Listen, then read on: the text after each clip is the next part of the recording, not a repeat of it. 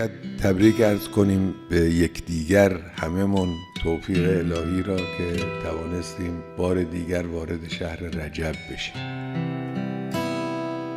ماه رجب یک فرصت تقرب به ارزش‌های الهی و تقرب به ذات مقدس پروردگار و فرصت خودسازی است. این ایامی که در روایات ما به عنوان ایام برجسته معرفی شدند، اینها همه فرصت. هر فرصتی هم نعمت، هر نعمتی هم نیازمند شکر و سپاس است. ماه رجب از این نعمت هاست. در این ماه توسلات خودتون به درگاه پروردگار عالم رو هرچه میتوانید بیشتر کنید، به یاد خدا باشید. اگر آحاد ما رابطه خودمون رو با خدا تقویت کنیم، بسیاری از معضلات، مشکلات، نابسامانی ها، ناهنجاری ها با خودی و خود مرتفع خواهد شد.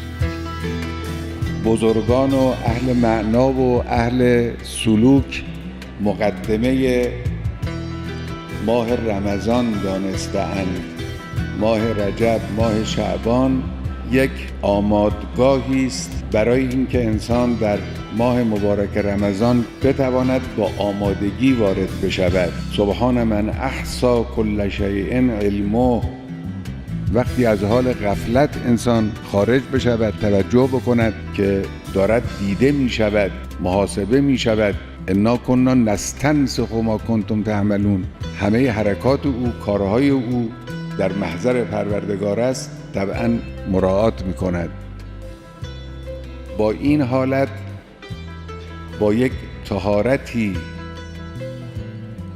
با یک نزاهت و پاکیزگی انسان وارد ماه رمضان بشود، شستشویی کن و اونگه به خرابات خرام.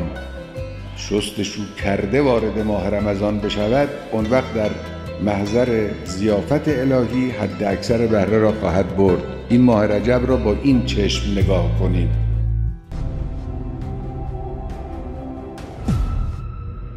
اینجا مرکز مقاومت است.